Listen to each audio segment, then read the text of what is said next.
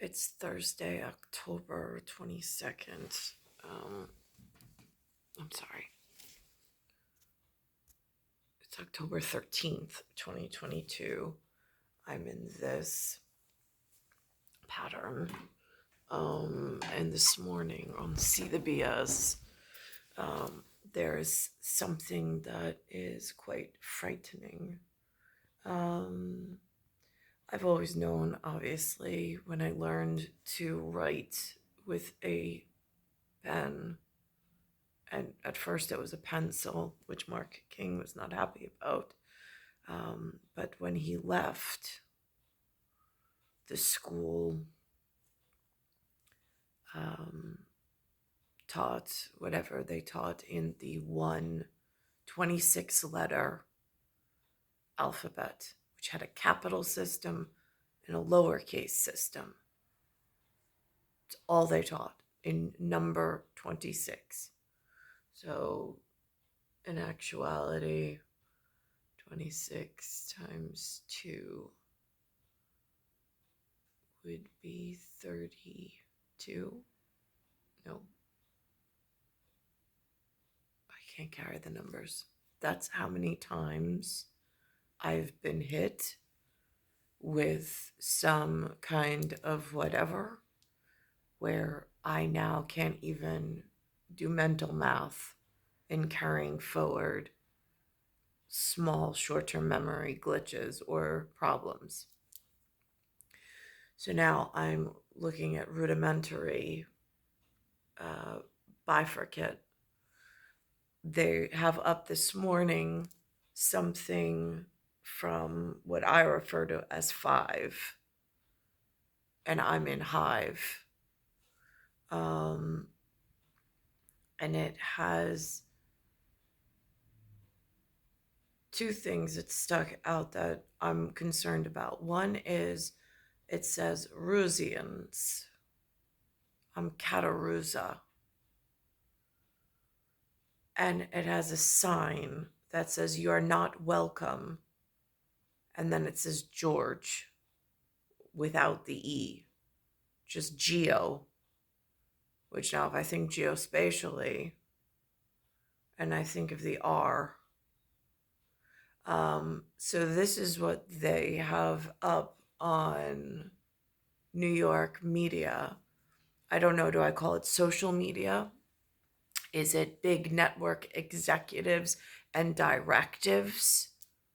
Are they held accountable or to some higher standard? I don't know. I'm not one of them.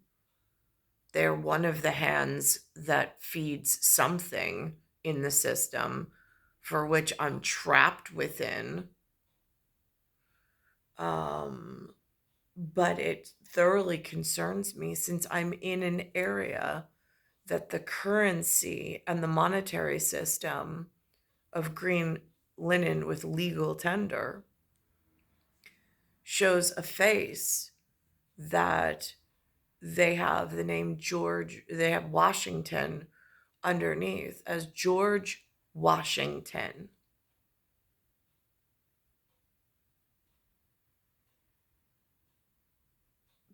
So now they're not saying, Russians, you're not welcome in Georgia. They're saying RUZZIANs with 2 Z's. I know as a Cattaruzza, 2 Z's in a last name, or a lass, L-A-S. That's usually how the Scottish refer to a female, is it not? I dare not say Suri name, even though that's S-U. But again, then there's whatever, a modern interpretation of it. But for an ancient perspective of like ancient Greece and ancient Rome and modern North America, how does one speak? I mean, one's not supposed to speak. Got that message. But I haven't spoken my entire life. And it did me no good. No McMaster's class hand to hold in professionalism of one person in the field to report to quietly in an approved chain of command. None of that's been provided. But yet I've been hunted, I've been harmed, and they somehow have organized themselves and ringed me into some circus performance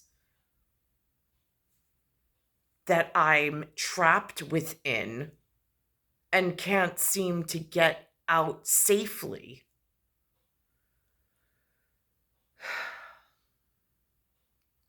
So they have up. So now, is this in like beta analysis? Is this supposed to be RUZZ? I mean, you take the I out of Ruzzians and become Ruza. So that's my NIL. Name, image, and likeness. Just curious, because again, like, je suis. No I in je suis. You have Jesus. No I in Ruzians. You have Ruza. I think I've said that before. And how does one self-defend when Department of Defense is nowhere to be found? They have some rules that they go by. I don't even know how to actively participate safely within that, since there's no chain of command and there's no direct access. They've literally just locked me in a series of rooms and forced outcomes and then punished me there on top of it, it feels like, which is, according to like some of the other characters in political art and war theater, is like unheard of. But yet here it exists in some unacceptable outcome. So they have this picture. Here's Turkey, here's Azerbaijan, here's Armenia, Georgia. I mean, I can read the labels on the map. What concerns me is the SS being here, and then the hatred amongst the ZZ. And I see that all of a sudden in the war theater where they actually perform the art of war, they are saying that they thoroughly hate the Russians. Again, more things, since that's the SS, and they have on the tanks the ZZ, and I'm here in America, and I'm like, I have no comments on this other than I'm completely dumbfounded. And then they have up this man who is essentially defecting, like Putin needs him, and he's just like running away. And I'm just like, I'm listening to him and his point of view. And I'm like, does he understand the urgency of what's going on? Like, I mean, over here, I know what the urgency is. But I'm thinking to myself, at least you know the name of the person who needs you. I mean, here, where I am, how do you instruct? How do you call upon people? How do you ask for the help and organization that you need? It's like two totally different ends of a spectrum between the leftover and the right is right all the time. I mean, it's just the way the story goes. Or, I mean, in bifurcated, I mean, we've been split. Somebody still has a war chest, it would look like. I don't know who's taken over the one here. In like, how did this end up this way? I don't know. And then they have up, I'll play the story. They have up there the red and white cross on a flag that does not look familiar. I don't know what where that pattern fits into the letters in alphabet that they address with the puzzle pieces being the country and the country people that's are there. Um, I mean, there's so many layers of this, but what really concerns me is this whole ZZ thing and this whole George. And I'm like, no, King George was a white man and had white children, and then there are ancestors thereof. So I'm confused why the ancestors of King George would be harmed in a George Washington situation in North America, and why brethren elsewhere would not be actively helping these children that are in trouble, especially when they have an NIL. I mean, when I was growing up, there was no such thing as Russia. It became a thing. They changed it from the Soviet Union. They changed names to the Russian Federation. And then they got a new flag.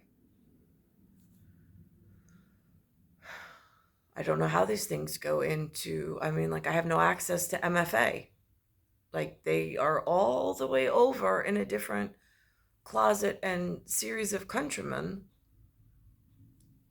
I, yay, yay.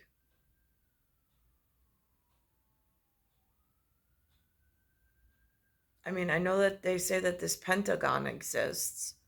I know they talked today about the Navy, about this one. Do you call him a soldier? I don't know. I don't know what the words are because nobody's ever taught of it in a respectful manner. And then they want me to respect something that's totally disrespected me my entire life. And I'm really thoroughly baffled as to how to proceed.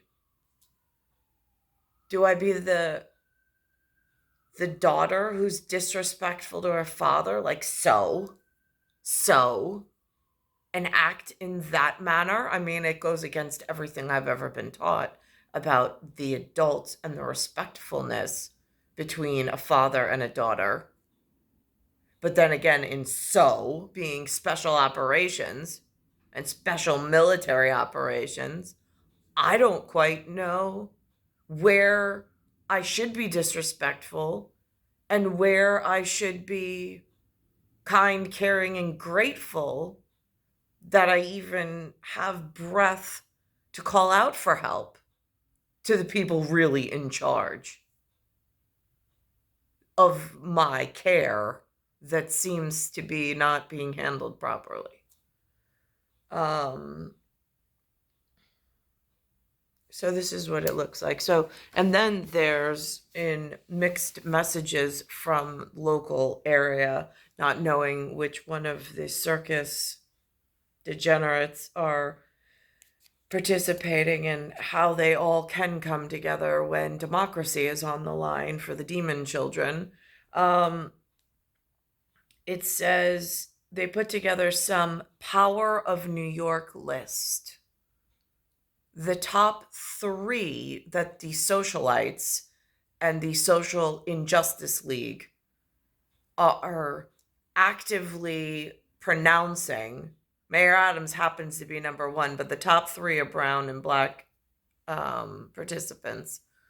And then there is Eli Manning, but it's a Peyton Eli. He made number, I think, 20 on the list of powerhouses in New York, according to the injustice that's going on at the moment. That's up there.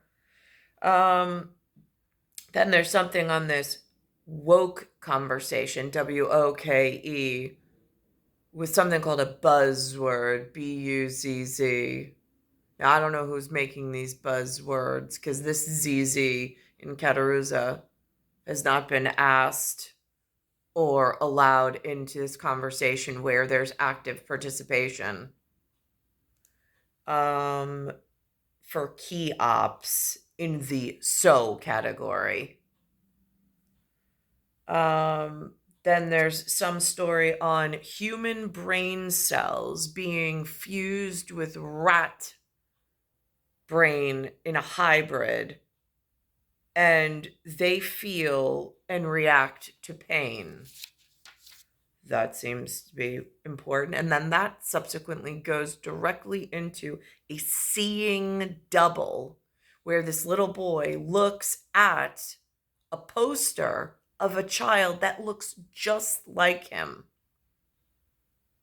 And the mother has to try to tell him that it's not actually you, but the kid is adamant that it looks just like him. Then they go into some October books, which the titles are Malice House, River Woman, River Demon, All the Living and the Dead, Boo, Creep, and then the one that they don't mention, but it's up there, is Cloisters. Just for places I've visited with people I respected when they allowed me into that sanctity of their quietness and their quiet house of reflection. Then there's some mention of King's Gesture, a flex move of adopting a white baby by two brown people that were having infertility issues. There's so many ways to read that as far as like social media modal and like possibilities. It's frightening.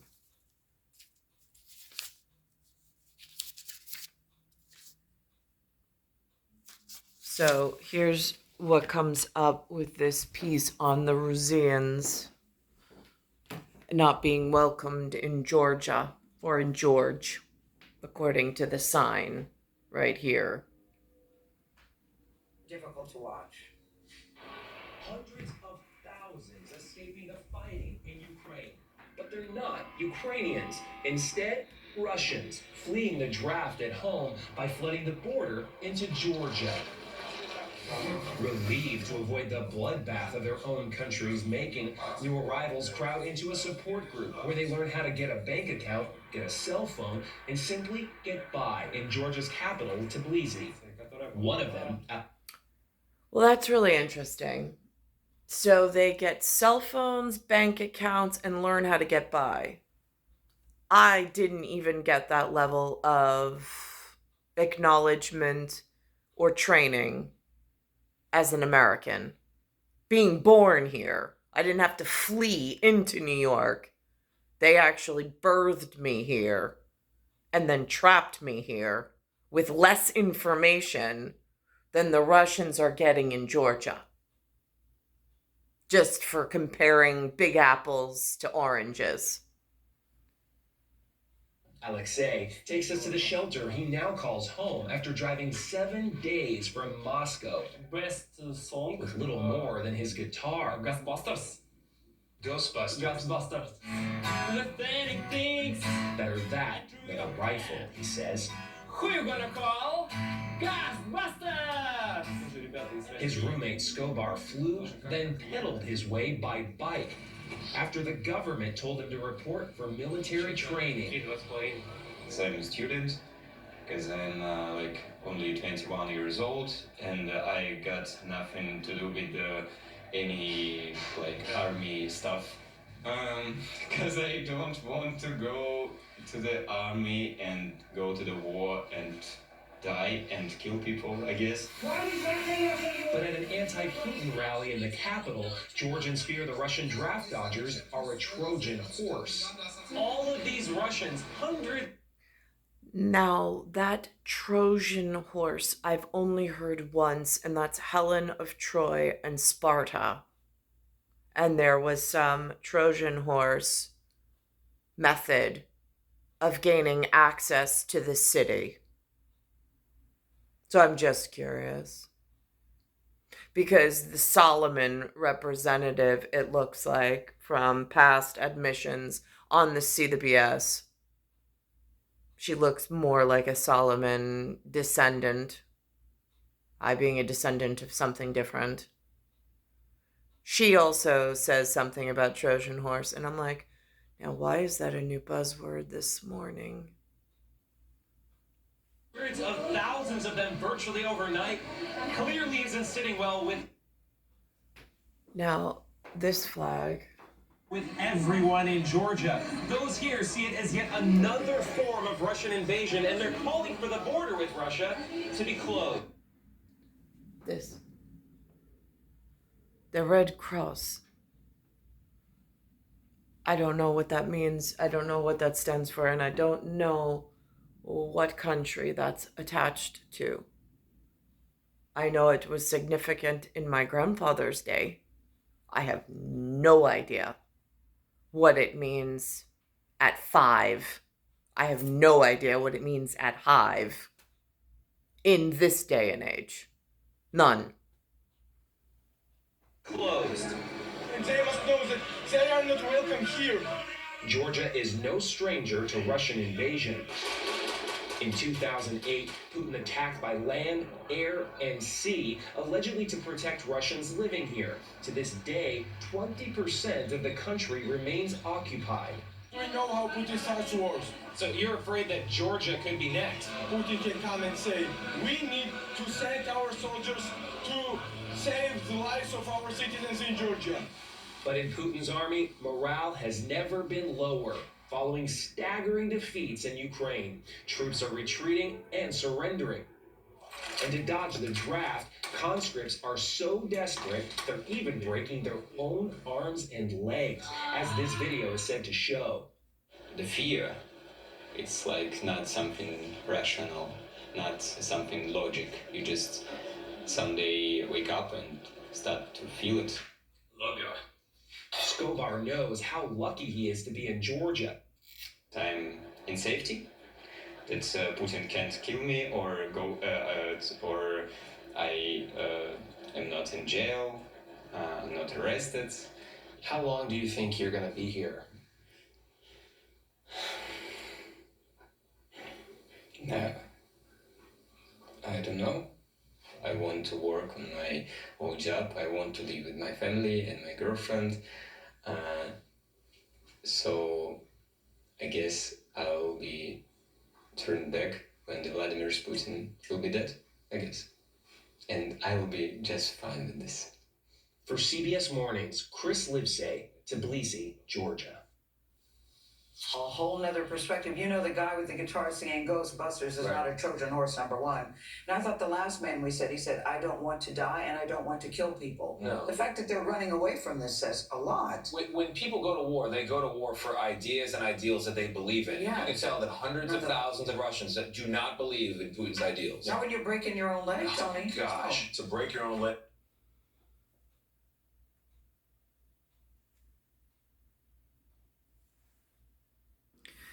So this morning, sitting here, I'm thinking of that reference to the double Z's that looks an awful lot like my last name, and I'm like, how could that possibly make me a soft target in the local area or compromise my national security, considering that people elsewhere, just on a list, or just in my everyday whatever, or people who have access to databases in hijackers and identity thieves are everywhere looking for reasons to harm innocent civilians. Just like, what does that sign of the RUZZIANs are not welcome in George? What does that exactly mean? And what's the alternative? And what are the options? Like, I mean, is there a consort somewhere that knows anything?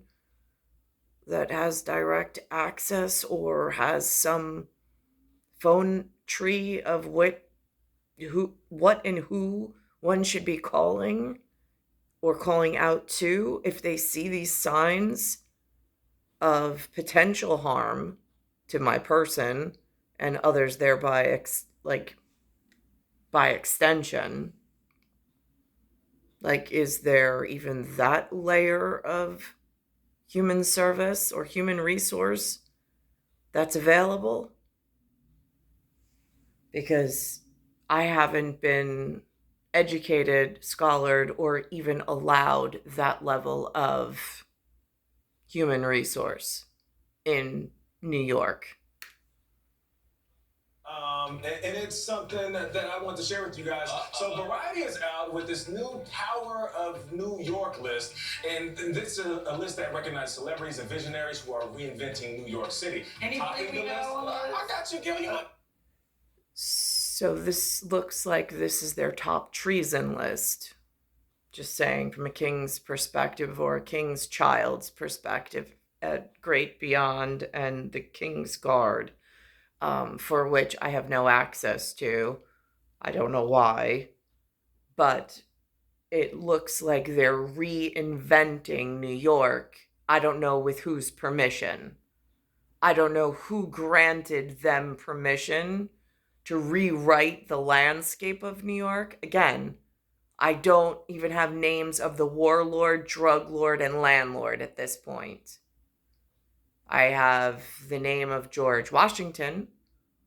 I've had access once to Thomas Jefferson.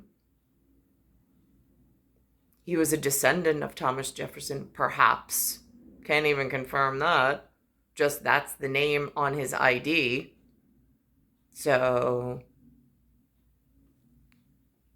You might recognize a few of these names. New York City Mayor Eric Adams, okay, on the show, followed by actor Danae Benton of the Gilded Age, stand-up. So this face I've seen before on television. I have no idea his political affiliation or who put him in office. No idea. Don't know what set of three circumstances backs this level of whatever's going on in New York at this time. I have no clue who this is or this for number 2 and number 5 on some social media list with the big moguls at the networks in New York City that goes under the See the BS this morning. Stand-up comedian Gerard Carmichael, who had quite a year. He's fifth on the list. And I see here it says Variety, and it has the number 5 and 3. Power of New York list. This is what they're telling me and instructing me. But I have no poll. I have no survey. I have no vote. I have no anything.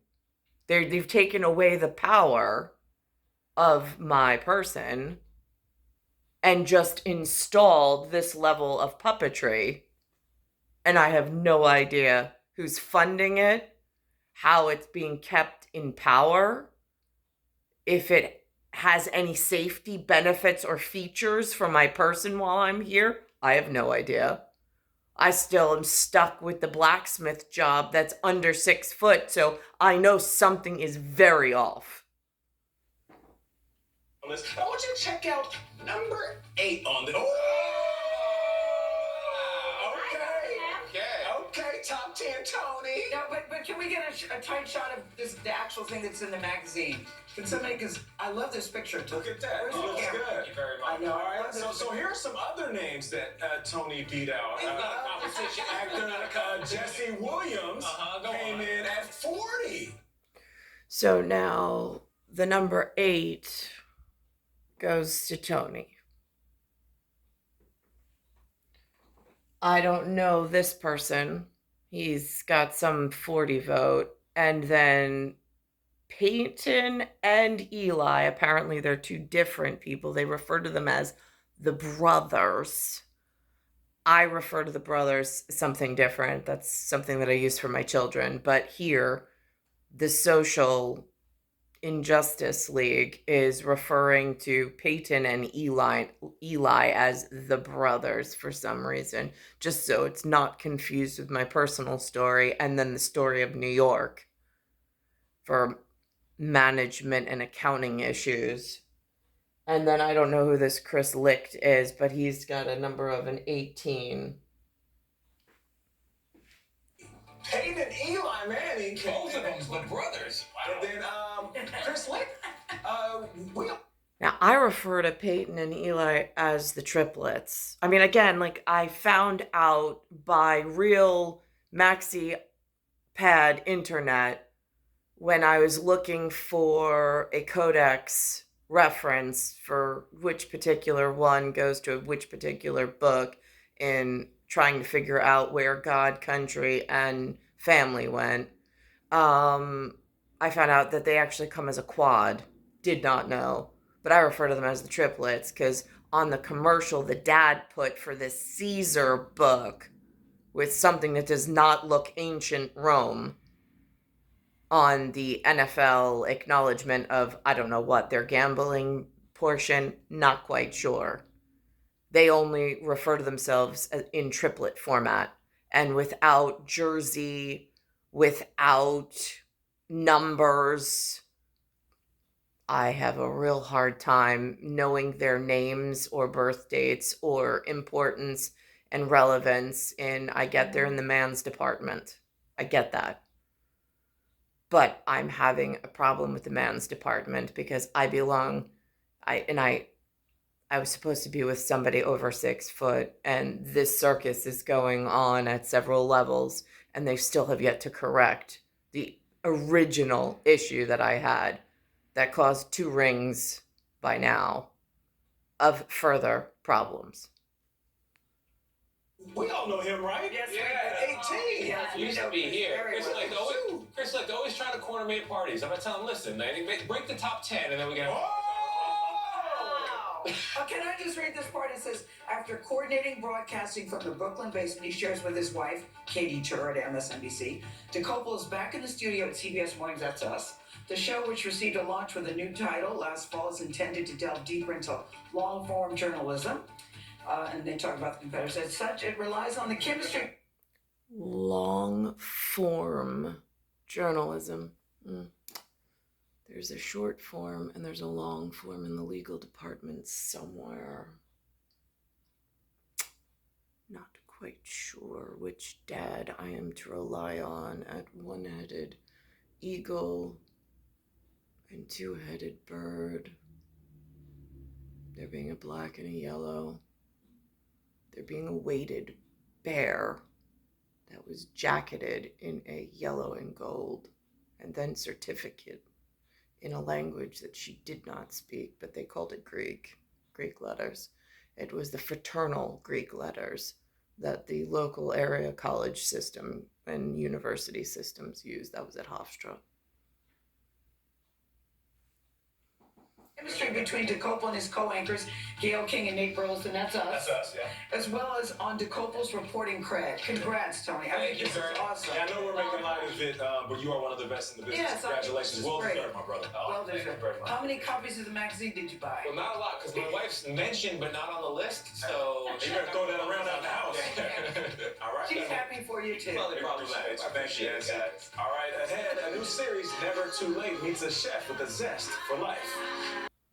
All right, so now this is about this woke movement that, again, like I've heard them reference. I don't know where its origins are, what it pertains to, what part of the echelon in EO it could possibly mean at master's class, the HR department, the men's department, the war theater, the political arts, and like my national security having been compromised several times while trying to just get to the hungry in the eye 6 foot over person that I was originally very happy about. But it seems like they've turned it into some game where they use it for extorting and malicious purposes. Morning, we were talking about what is at stake in the midterm elections, and a buzzword you've probably heard a lot recently. That word is woke. What's that all about? Well, the polls show something here is going on. A recent CBS poll showed that more than 2/3 of Americans. I don't know. I mean, I've heard this word poll my entire life without directive. Like, who gets polled? Who gets questioned? Who has access to a flagpole and a chain of command where their polling efforts actually have long-lasting results and significance and importance? How does that work? 2/3 believe their rights and freedoms are what's on the line in November. That's an even greater share of voters that are worried about their financial well being. And nearly half of those surveyed said that our culture and way of life is at stake, again, in November, in the midterms. The result is an election that's about different policies, yes, but also. They've also mentioned the Electoral College. I don't know what that is. What structure is that? Is that part of the one-headed bird, like internal police? Is that something I should have access to? I thought I should, but the person that stood at the entryway, who looked very much like this, not him, but like that treasonous Power of New York at the time, when I was in St. John's, on the Crescent Street in Queens, Astor's old stomping ground.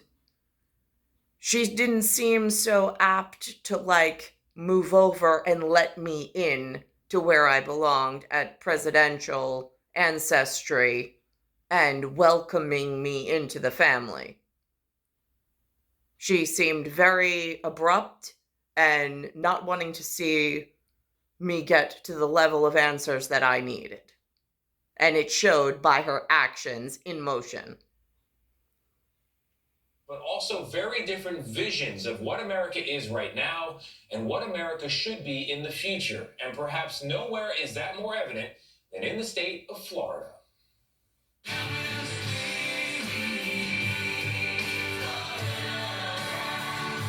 In the battle to define America, Governor Ron DeSantis has what amounts to his very own fight song. He stands up for what he believes. Now, in New York, I don't get to see the side of support for Ron DeSantis because I'm not in Florida. I have no access to this stuff. I don't know how it's not on my rabbit ear stations. I think that was part of the original communication standard in order as part of the national defense. So this way the children were protected before the problem with the information wars and access to everything at all given times, and nothing seems to be pertinent, relevant, or sticky. Plus a campaign ad inspired by Top Gun. When they fire, you fire back with overwhelming force. And if there's one political target he seems to favor above all others, it's this one. Woke is the new religion of the left. We're not going to let this state descend into some type of woke dumpster fire. No, I'm bifurcated and split off, not because one wants to be, but just because one's trapped in the field and doesn't know where. Niklaus, last time that I saw him standing on the Hofstra campus in a room with myself, looked down at me, teary-eyed, while I had this jacket with a hood on it that was yellow and black and had the label Bear on the back of it. And teary-eyed, he said that I was a star. And I did not know what that meant. And he said that he had lost his mother. And he was really moved by this and saddened by this, or at least it looked genuine in the moment, for which I was moved and genuinely sad for him. Because by that point, it felt real. Fire. We will never, ever surrender to the woke agenda. In fact, the whole Florida Republican Party seems to be taking on what it calls the woke left. How are you, Attorney Nicole? Hi, Including Senator Rick Scott, who released a 12-point plan for all Republicans in the Senate to rescue America from woke elitists, woke indoctrination, and a new religion of wokeness. But hold on a minute. What does woke even mean? To you, what does it mean to be woke? I don't know what the definition of woke so much is. I do know that I think most people don't want to be lectured by companies, so I think that's sort of what people think of woke. Or do we put it differently? In what way is the woke left, in your view, a threat to America itself? Well, when our schools don't teach our kids that we're the greatest country in the world, when they disrespect our flag, when kids are told that they don't have a shot because of their skin color, I don't think that's the... And the skin color in my instance would be white, silver, translucent, whatever. So it gets really difficult to know why priorities were put on everything that wasn't what I was. And why this has been this circus festering issue that they pushed my entire life in the wrong words because it only incites anger, hatred, and violence, and then investing in all the wrong things, which only breaks the future and it breaks the system. That's the country I grew up in. Merriam-Webster, back in 2017, defined woke as aware of and actively attentive to important facts and issues like race and social justice. But use of the word has broadened into complex debates about abortion, history, and identity, not to mention whether corporations should get involved in any of it. The right began to use it as a kind of dog whistle for anyone on the left and anything that smacked of progressive politics. James Davison Hunter is a professor of sociology at the University of Virginia.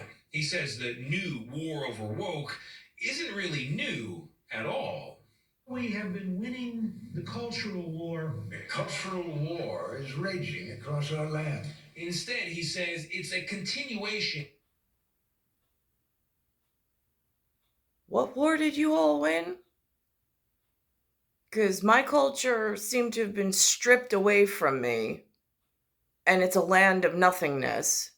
I can't even say what American culture looks like, because it looks like taking handouts from the war chest and just handing it out to like the most loud and obnoxious, and like the more pornography they put out there, the more money they throw at it. I mean, it's insidious and it's really foul.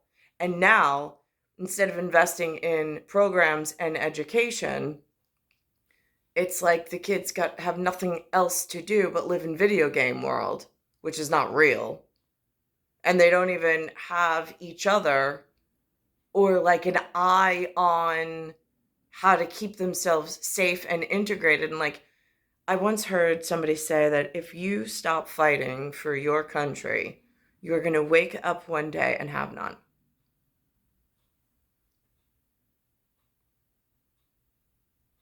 How do they fight for something that seems to have secretly been taken from them in some insidious motion that is not being spoken? I mean, it's war. They're not going to be honest. I get that. But reading the signs and the times.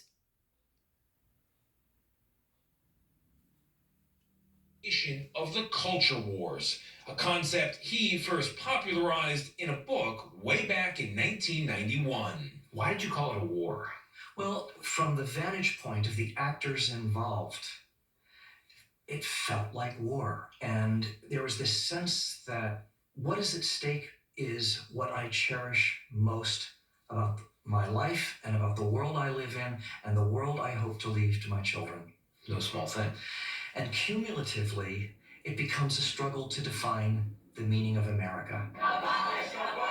And that struggle continues today, worrying Hunter because the fight has gotten meaner, he says, and our ability to talk to one another has broken down. Politics, in theory, is supposed to be how we work things out. Exactly. So we don't come to violence. Exactly.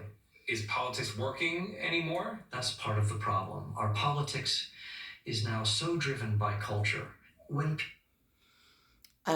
Just as a side and footnote from my field observation, the lack of stand and you're not allowed to move from the spot. And the fact that they allow these open borders and travel in some leisure category to distract while they're stealing from other areas is really frightful. The fact that you could move so easily and study multiple areas and then join something to actively convalesce and break down with more voracious tenacity and strength, really frightening. I haven't participated in any of this. However, I can see the advantages that one might think that they have, and I can clearly see how people have just moved into territories that didn't want them, they don't belong in, and they're causing all sorts of mayhem. When people no longer see a way out politically, they'll choose alternative strategies to pursue their agenda. I don't think there's any question that there will be more violence going forward. More violence, he predicts, along with more elections in which the results are not accepted by all sides.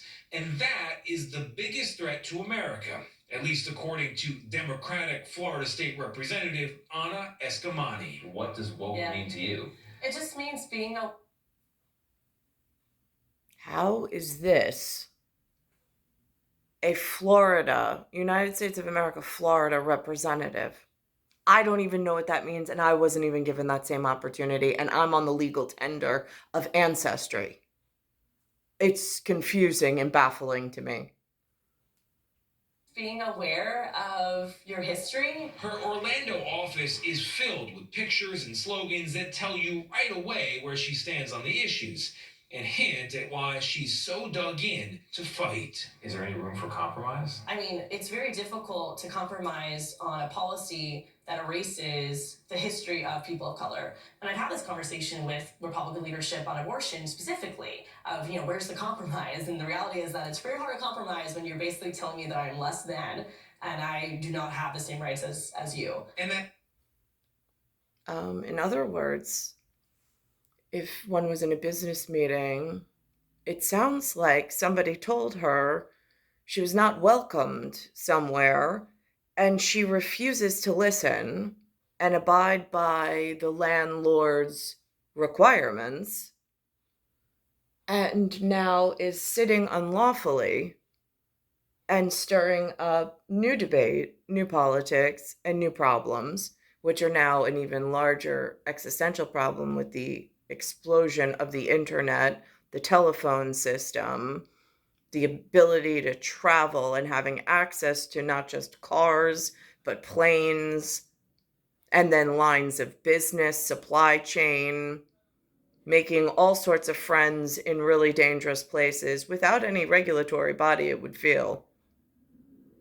I mean, it happened so fast between 1980s and the year 2000. It's frightful. An unbending attitude is there on the Republican side as well. They're trying to take freedom and they want control. That's exactly what they do. That's what they do with socialism. They ultimately take away your freedoms. It sounds really nice, right? But in the end, it's evil. Yet a lot of Americans believe this is all a big distraction, and that includes Charlie Crist, who's running against DeSantis for governor. In a statement to CBS News, he says every election, Republicans invent some new boogeyman instead of trying to solve problems and make people's lives better. But Professor Hunter warns we shouldn't underestimate just how I see the first three letters of Romer 1976's name. Now, I also know that 76 is an oil company with a blue and orange backing. That also is the Mets. Again, this very calculated move by someone to ring me the wrong way from the get-go is unacceptable. important these issues are to so many of our fellow Americans. If we just think that these are side issues, that these things actually don't really matter, we're missing what is most combustible about the culture war and most combustible about the moment that we're living in right now. I think the professor makes such a good. So now there's that. Now, at the beginning of the hour of this program, they have other political representatives from, I don't know their origins. It looks to me perhaps more Southern or Latin American, Central American. I'm not quite sure. But there's taped conversations that they are now making public that sound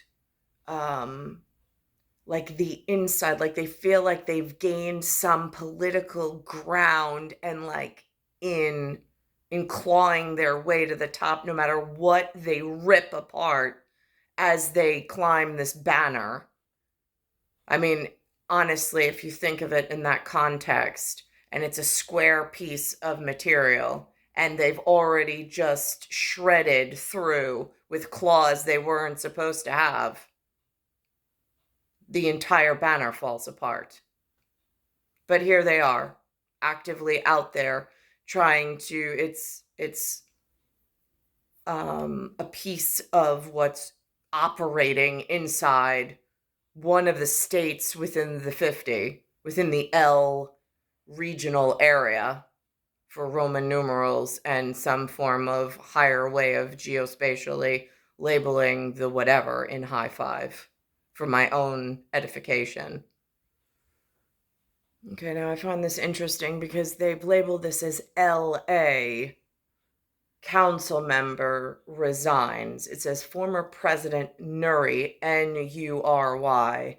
Again, if I look at the caricature of the script, and then I look at the visual tool or utility that they put into the actor's studio to represent these things, I mean, it tells a story on a whole nother plane of reality for Realm and then the real. Because at one level, they have mastery. At the other level, it's just like caught in the crossfires. Straussman is in Los Angeles with more on this story. Mark, good morning to you. Good morning to you, Gail. Nuri Martinez is gone, but Nuri fury. The citywide outrage over this leaked tape may go on, especially since those two other council members on that tape refused to resign. Now, what was interesting to me, because I don't want to get caught up in the human interpretation of it, because they really get everything wrong, it feels like. The woman, what was eye-opening for me was the fact that she's speaking as a Mesoamerican, Mexican American, about African Americans. So it's the brown versus the black. And I'm like, because she's speaking in verse. So that's the only conflict is between the two of them. And I'm listening how politically they're going about this civil war between the two of them. And I'm just like, in like the way they are ready to rip each other's throats out just for a district spot. And I have to think as an ancestor of King George with military responsibility elsewhere that I see going on in the larger theater and schematics of things.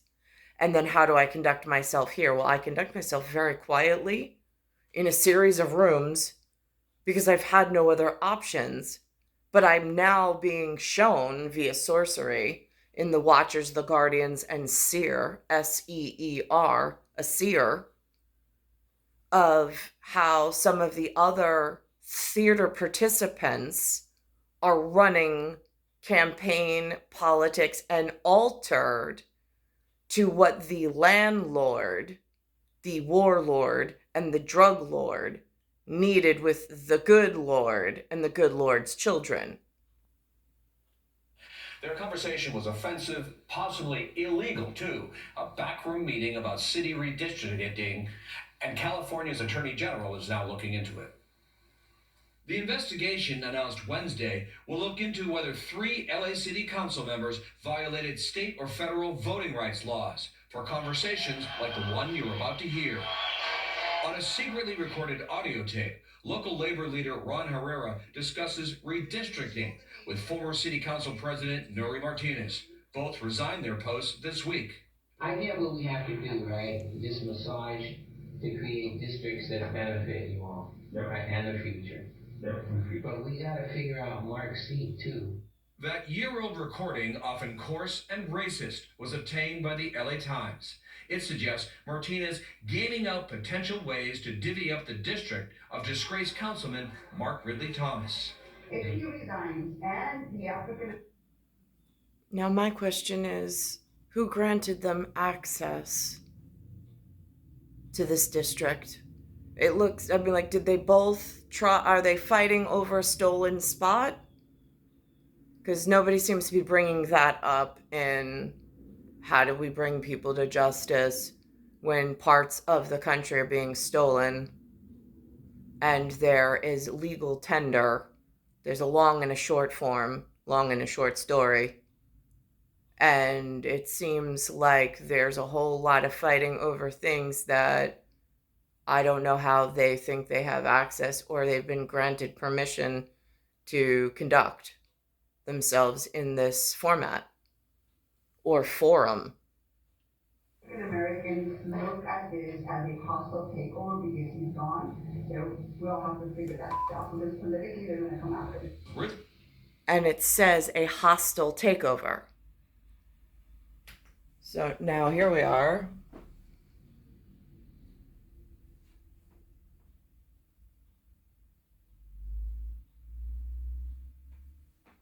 That's the visual reference and cue that they've given at the powerhouse list in New York, and this being broadcast. And I don't know, is this a national program? Are parts of it national? Are parts of it just New York? I have no way of knowing. I don't have access to chain of command, a phone tree. They haven't given me any of the tools necessary in the field to even help myself. Ridley Thomas is suspended from his position and facing trial, scheduled to begin next month on federal bribery charges. He's pleaded not guilty. There's rot in LA City. There's just no other way to talk about it. Jessica Levinson is an election law expert at Loyola Marymount University in Los Angeles. These comments are not just vile, they're not just racist, they're also potentially legally problematic.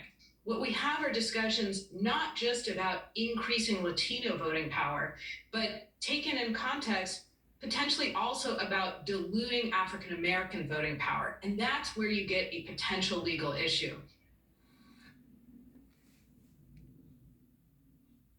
And where are King George's children's and ancestors? And we still use the legal tender of George Washington, although he is not the finest in beauty marks on the linen paper. He does have a very special place in there are other faces, and they have this semblance of unity in whatever they are. What's striking about Martinez's resignation statement, she apologized only to her staff. Nothing to anyone else she offended, including another council member's family and his adopted black son, whom she called in Spanish a little monkey. It's really unbelievable, Gail. It really is, Mark. Seems like that apology needed to go a little step further, but we thank you. Yeah, Mark, thank you very much. We're going to turn now to new information about the death of a Navy SEAL recruit earlier this year. Okay, so here's their talk of the table this morning. Welcome back to CBS Mornings. It is time to bring you some of the stories that are the talk of the table this morning. Tony, what you got for With a us? little Adele with rumor has it, Tony. What's the rumor? Well, rumor has it that the most complex thing in the universe and the least well understood is the human brain, the thing we are using right now to try to make sense of our environment. And there's an amazing new study out of Stanford where a researcher was able to take human brain cells and not just have them in a petri dish, but attach them, graft them onto the brain of a rat. And then the human cells and the rat cells actually grew and intermingled to such an extent that they could put a puff of air on the whiskers of the rat. And Now, I used the word fused before, F-U-S-E-D. They publicly went with the word graft, G-R-A-F-T. And the human cells in the rat's brain could feel it. What? So we got like a rat-human hybrid thing here, and it sounds crazy and wild and everything. There are two things going on. There's really provocative questions, and for me, it's a brilliant piece. And important questions about ethics here. Of course. Apparently the rats are not feeling pain. They're also not becoming hybrid creatures. And the good news, the potential benefit here is if you can understand how the brain cells work, by seeing them in a rat brain, you'll learn more about all kinds of disorders like autism, schizophrenia, all these things that happen locked away and out of sight. So, it just seems anything with the brain, though, Tony, you'd feel some kind of pain. Well, no, this is the thing. This is why you can do open skull surgery without anesthesia, because we don't have any neurons. We don't have any pain receptors like here. Yeah. On the outside you do, but here, well, not on the good inside. can come from this type of research. Possibly. Yeah. It's mind-blowing to me. All right, so, my talk at the table, I have an intellectual story as well, Tony. Speaking of the human brain, case of mistaken identity in this video. It went viral before, but it's resurfacing, and it's about a young boy who saw another kid that looked like him, but it wasn't. Just take a look. Who is that? Me. You have to let go, Bubba. That's not you. Why? That's not you. Me. No. It's not him. Could have fooled me. Carter was just 2.5 years old when this happened last year. Now the video. It's amazing in epigenetics when things like this happen. Is it God's work? Is it miracles at work? Video has gone viral again, and because of a new twist, the mother of the little boy you see on the poster reached out to Carter's mom, and it turns out that the boy on the poster, his name is also Carter. And Tower, our producer said that's the most unsurprising thing that they're both named Carter. Yeah, there's something about the hair that's very Carter-esque. Very Carter-esque. Carter. And I see why he's confused. Have you guys ever seen anybody that looked just like you? Well, no, actually. Have you? No, I never exactly have. Like me. I have people that come up to me and say, people say I look like you. Go, okay. Have you ever had that? So, Gail, what do you think of that moment? You like, that ain't as fine as me. No, I don't think that, but I just don't see a resemblance. I've learned not to say that. Like, you know what you look like? Because you always insult them. Who do you post on your Instagram? We had this conversation about the doppelgangers. Oh, that's Jacob Sobroff. He works like the Spider-Man meme when you posted that picture. When I had another job at another place, people used to confuse us. So the anchors would call out his name for my name. I can see it, though. Yeah. You see it a little bit? But we know you're Tony Jacob. What do you call? Jacob. Top 10 Tony. Jacob's not on the power list. Oh! Okay, Gail, what do you got? Is his head getting a little bigger already? Man. My talk on the table is an update, but... All right, now in Halloween, they're going through October books, but Oct is spelled differently at OCT.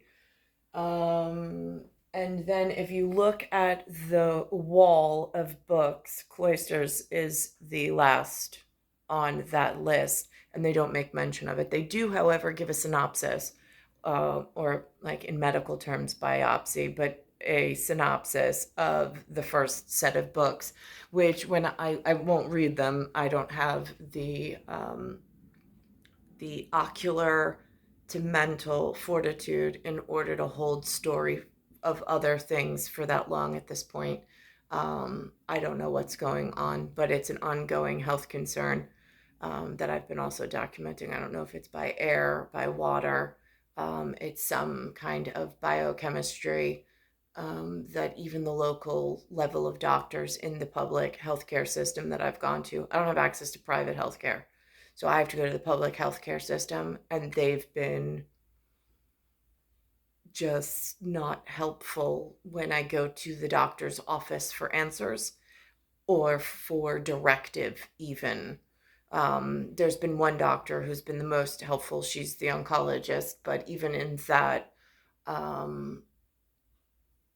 there were some services with the infusions that were almost like just band-aids enough to get me to be able to move within the field of Bayside Station.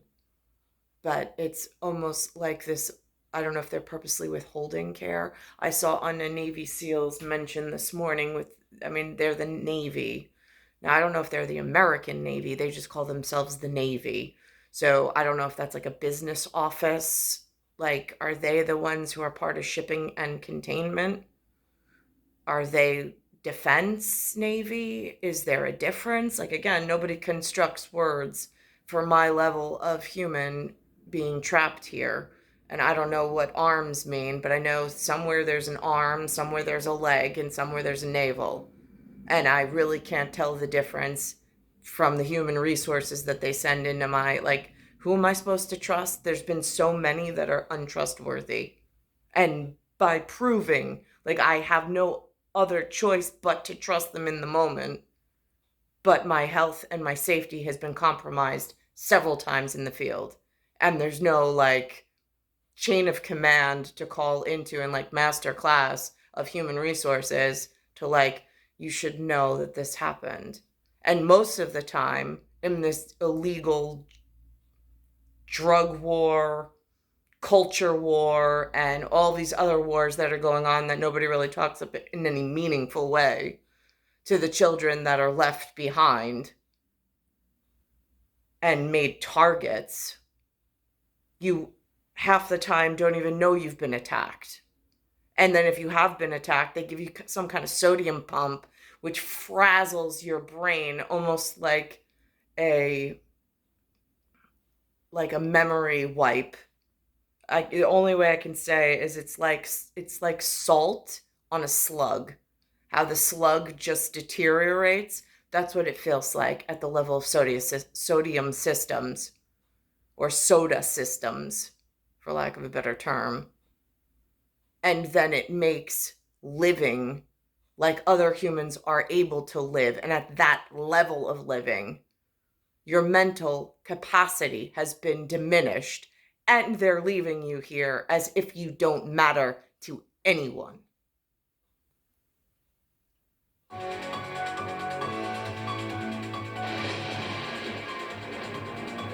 look at that. I like that, guys. If you're looking for some scary books to read this Halloween season, we got you. This morning, we're highlighting some that are sure to get you in the spirit, so to speak. Amazon Books editorial director Sarah Gelman joins us. Hey, Sarah, good to see you as always. Scary. I am a total wimp. Me too. So these are not like the kind of books. They're more like tingles. Yes. But you're starting with a monster story? A monster story. This is probably the scariest one, at least for me. So this book is... Now, it says Malice House. It says Malice House, River Woman, River Demon, All the Living and the Dead, Boo, Creep, and then Cloisters. I know there's significance, but at this talk is children of a mixed congregation in some adversity, diversity, and integration. So it tends to change the OCD and the autobiographical intonation or inclination, because where is it coming from at Powerhouse, and where is it trying to land on the long and short form for accounting and people who have already committed heinous crimes, whose only objective is to protect their own ass, and they've already roped in a whole circus full of people. And it's just been perpetuated and continues to fester. which means that the next generation is already behind the 8 ball. The 8 ball is already behind the 4 and the 1. And I don't know how to make those corrections all by myself, being trapped in this two-ring system. It's called Malice House by Megan Shepherd, and it is a monster story. So it's about a young woman who inherits her father's house, and he was a Pulitzer Prize-winning writer, and she discovers a manuscript in the house that's unlike anything he's ever written. It's called Bedtime Stories for Monsters, and she starts illustrating the book, and the monsters become very real to her. Well, I could say political arts and the war theater, bravo on their efforts this morning to paradoxically bring themselves in without actually touching on the issues, but in some formality, what's going on in Universal speak with the galaxy still being broken and some Star Wars still underway. We'll say that, a wink. Okay. And again, like, it's scary, but so fun. I was scared in a fun way. Scary but fun. Yeah. Next up, you got a thriller with some indigenous folk magic. What is that? Yes, I love this book, River Woman, River Demon by Jennifer Gavon. Nice title. It's unlike anything I've ever read before because the author actually... That demon word has the word demo as the first 4 letters. And then it's like the letter N where there's this line, just, it falls off. Actually, she's taking a genre that I think a lot of us are familiar with, a thriller, a psychological domestic thriller, and then she's adding in elements from her own culture, indigenous and Mexican American. So it's sprinkled with folk magic. And I love this so much, I actually picked it for my book club on Amazon, Sarah Selects, as our October pick. All right. And the premise is there's this Chicana artist, Eva Santos Moon, and her life is ripped apart when her husband is accused of brutally murdering their mutual friend and his business partner. Oh, man. And she cannot remember anything from that night, so she's... One might think that was written in some parallel to my fatherland. Seems to have awoke to a situation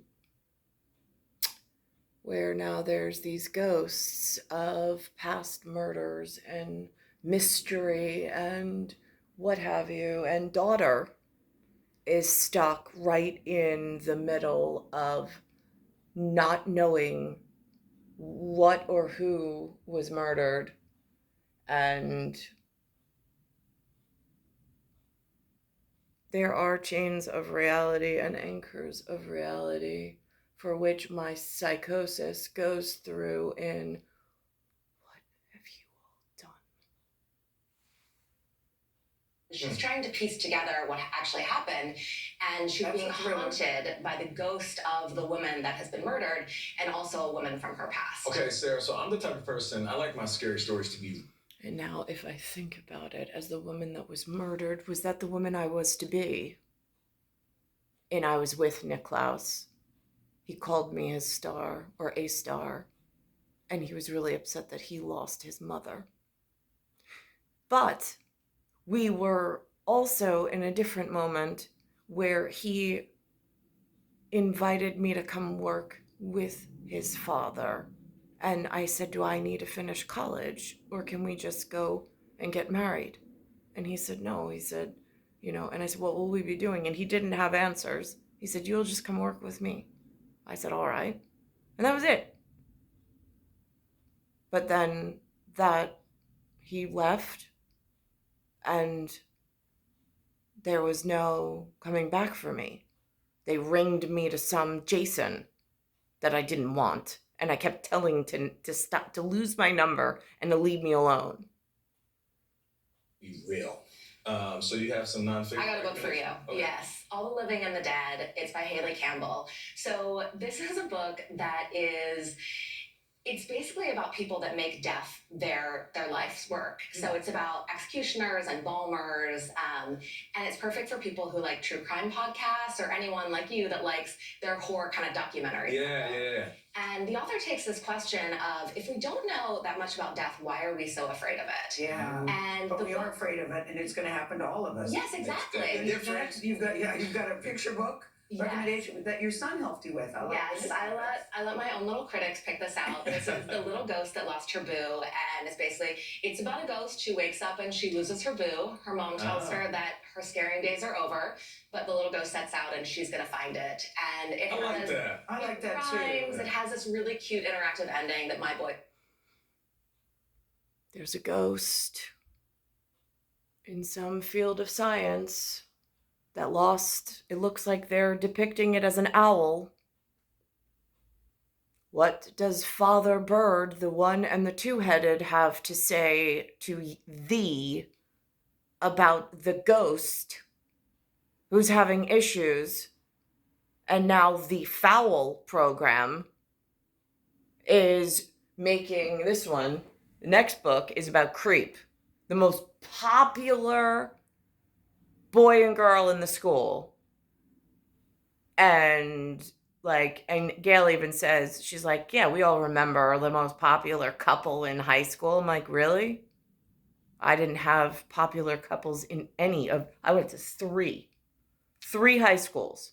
There was not a popular couple amongst any of them.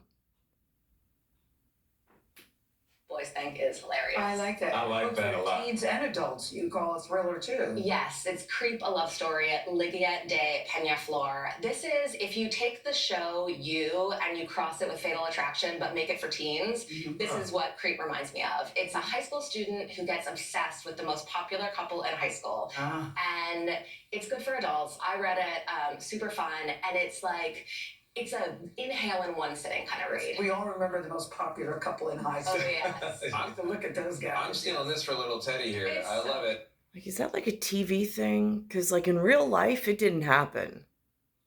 I mean, there's, it really feels like there was no effort put into the breeding program. And yesterday, they put up something, Proposition 12, with pig farmers. I was like, oh, if they are just not speaking to my heart. I'm just like, that is how insidious.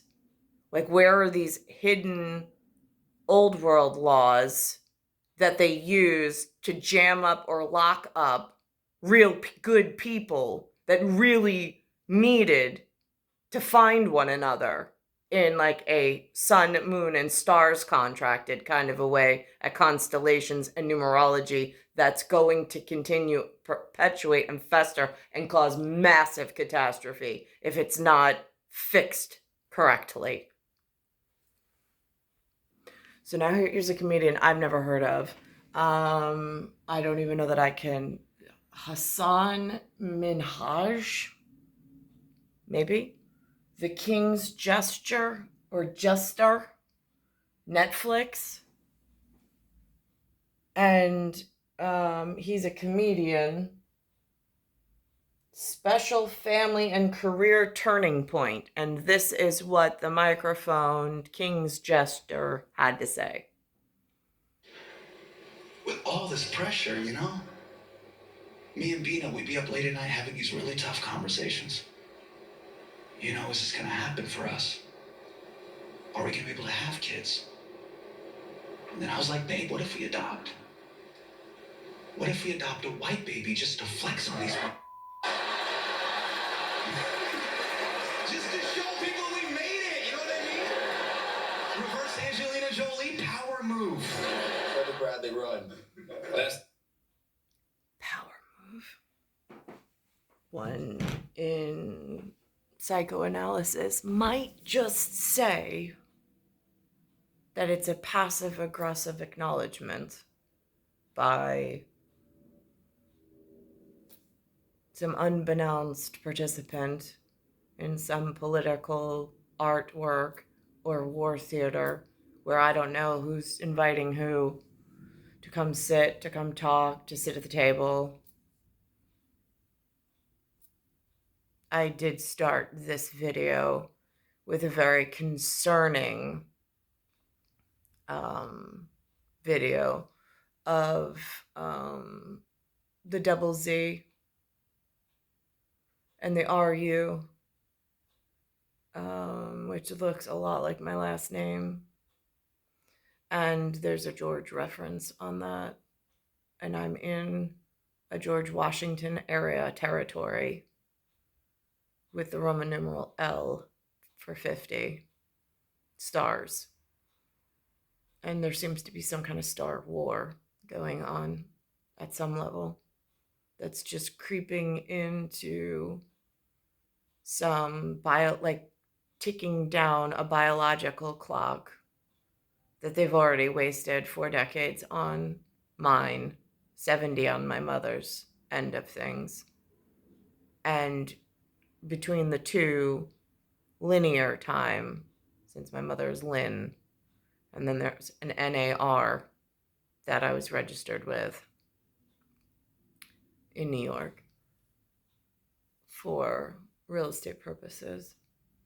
It looks at linear time like those that have some form of defense.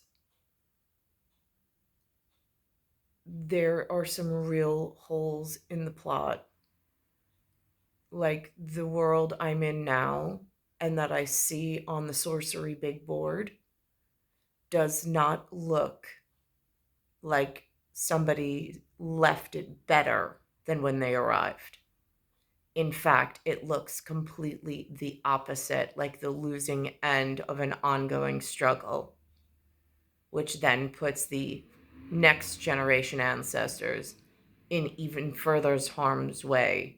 And it doesn't look to be like there's any outreach going on to the children that needed a hand up and a hand out, rather than being trapped further for some ulterior motive and agenda while they're playing for some kind of gambling credits somewhere.